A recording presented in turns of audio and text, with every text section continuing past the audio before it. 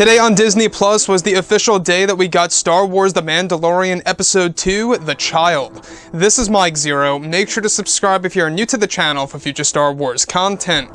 Now, what I like so much about Episode 2 is that, of course, it is a little bit more in tune with how Star Wars A New Hope's tone feels, and today we will be going over a spoilers review of Episode 2 of The Mandalorian. Now, The Mandalorian, let me just say this, that it really seems like that it's picking up at this point with the second episode, also known as Chapter 2, The Child, that goes over the Baby Yoda species, as well as showing us the weaknesses and the strengths of the Mandalorian in Episode 2 of this TV series. Now, I wanted to go over my favorite scenes and some of the actual parts that I actually enjoyed about this episode that I find to personally be superior than Episode 1. Now, to me, I feel that the pilot of this series went a little, on and off at times, whereas with the second episode, it really seems like it was very much fluent. It was very much in tune with how it was very, pretty much through the ways of the Mandalorian, showing us his strengths and weaknesses. What I like so much about this in particular is the improvement in the music. Now, if you guys watched my last spoilers review of Episode 1, you guys will know that I had a little critique on the music. I was a little bit off about the music for Episode 1 at the least. I felt like it just wasn't really for me personally. Meanwhile, the music used in The Mandalorian Episode 2, I believe, was better. And it's not just that, the cinematography was superior than Episode 1. I like how a lot of it has to do with the exterior shots, showing us various canyons and tunnels and all these different tones of the second episode that really brings us to different locations. The very beginning that I like about this so much is that it does include the entire, bond between the Baby Yoda species and the Mandalorian, showing us that there is going to be a lot of elements of using the Force in the Mandalorian episodes 1 through 8. And this Baby Yoda species, we're still not quite sure exactly, why they want this reward, or why they want this, I guess you could say, life form. We're still not quite sure exactly what the Baby Yoda species is called, but if you guys look at Episode 1, the Doctor, it actually seems like he's got a Kaminoan symbol on his shoulder, which could indicate that they want to clone these Yoda species and weaponize them to create an army of Yoda species that would be able to essentially be Force sensitive, and they could use that to their own advantage. That's a very big possibility. Now, the thing that I like about this is that the Baby Yoda species really seems like it's starting to humanize the character of the Mandalorian, showing us a little bit of a redemption story.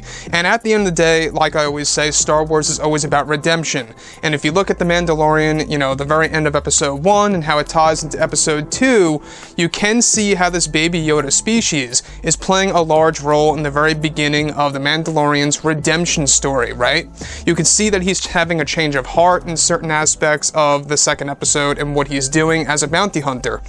So that leads us to the Jawas. I want to go over the Jawa scenes. Now, we've never really gotten to see the life of the Jawas in the original trilogy in greater depth, and that's exactly what The Mandalorian Episode 2 does. It shows us, their sarcastic nature and how they're pretty much, messing around with the Mandalorian in this second episode, and that's what I like so much about this, is that it's all practical effects. Even the Baby Yoda is a practical effect. I think that the puppeteering work on that puppet was excellent. The fact that they did not use CGI for the Baby Yoda thing, I think is amazing. I honestly think that this TV series overall, especially Episode 2, is more, I guess you could say, honest to the Star Wars franchise, and what I mean by that is more true to how it overall feels in nature to the Star Wars franchise back in 1977 when it started with a Star Wars A New Hope on the world of Tatooine. And that's why we relate to this episode so much, is because you got Jawas, right? You got the bounty hunter, the Mandalorian, you got all these crazy creatures. That leads us to the other thing that I do want to go over, is that Jawa fight when the Mandalorian is using his weapon and literally vaporizing Jawas on that little battlefield there before they board their little transportation vehicle. That's what I like so much about this, is that you have a moment in the film where you get a lot of action, you get some breaks, you have some challenges for the Mandalorian that he goes through that exposes his strengths and weaknesses. And that's the big part about the second episode. It explores his strengths and weaknesses and how he evolves as a character, and we even do get to see the Baby Yoda use the Force, literally lifting that creature up above the ground, protecting the Mandalorian to the point where it really takes a toll on the Baby Yoda species, to the point where the Baby Yoda actually begins to fall asleep for a couple of hours, if not a day or two. And that's to the point where it doesn't wake up until later on in the episode before it cuts the credits. Now, the other piece that I do want to go over here, one of my favorite scenes in the actual episode 2, is of course the moment in which we do have that sequence where we have him repairing the ship. And in repairing the ship with Nick Nolte's character, once again, it shows us the evolution of the Mandalorian, how he is in need of teamwork, how he needs somebody to help him. Again, like I say, this entire episode is about the evolution of the Mandalorian and showing us his strengths and weaknesses, and that's the strong point about episode 2. The fact that it totally relies on this Baby Yoda species and the Mandalorian and Nick Nolte's character. These three characters pretty much work in a specific dynamic that actually puts this character through different phases. Now, the only thing that I do dislike about the series so far is that I just wish that the episodes were longer. You know, if you don't count the preview from the last episode, and if you don't count the credits, literally each episode so far, from what it seems, is, let's say, for example, I believe 28 and a half minutes, give or take. So it's not a long, series from what it seems. It's 28 minutes per episode so far, unless that's going to lengthen as we go throughout the TV series. Again, season 1 has 8 episodes, as far as I know, from what I looked at last time. There's only 8 episodes for The Mandalorian season 1. Season 2's filming is going to happen very shortly in the near future, before they begin also filming the Kenobi TV series in July.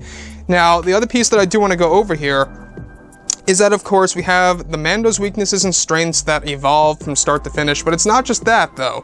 What I like so much about this is the cinematography, the practical effects, the CGI, the special effects of, the moment in which he goes into outer space, and he leaves, and he goes on his mission further. That's the other thing that I like about this episode, is that it deals with the Baby Yoda species, deals with the Force, it deals with the Mandalorian and his evolution as a character, and Nick Nolte's character, let me say one thing about his character. They really do know how, the creators of Star Wars, especially Jon Favreau, Dave Filoni, they really know how to create one-liners. I have spoken.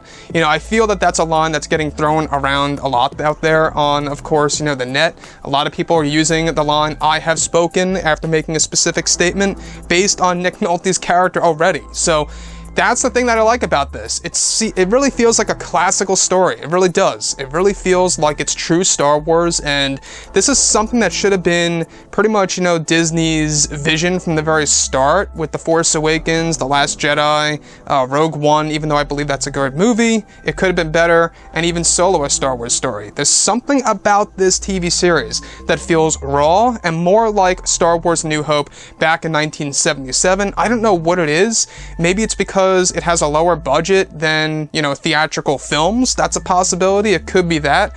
Or it just could be that, we're pretty much primarily dealing with similar visuals of that of Star Wars A New Hope. It could very well be that as well. The other thing that I do want to go over here is that the pacing of this episode definitely is superior than episode 1.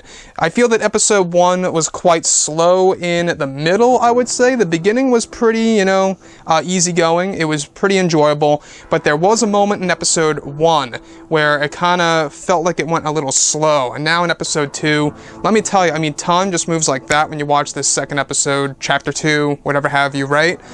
It's an excellent episode. I really do give it like a 9 out of 10. There's literally barely any flaws to it all. I just wish that the episodes were longer. That's my only complaint about this TV series so far, and it really does make me question as to what the Obi-Wan Kenobi TV series is going to be like, since that's going to even have less episodes than The Mandalorian. The Kenobi series is said to have 6 episodes. The Mandalorian has 8. So hopefully they'll make the Kenobi series at least, 45 minutes an episode, counting in credits and opening sequences, etc. So anyways, guys, drop a comment below. Let me know what you think about all of this in the comments, and if you guys did enjoy the content for today, do make sure to drop a thumbs up on this video to support the channel. I thank you all so very much for the kind support, and I'll catch you guys next time.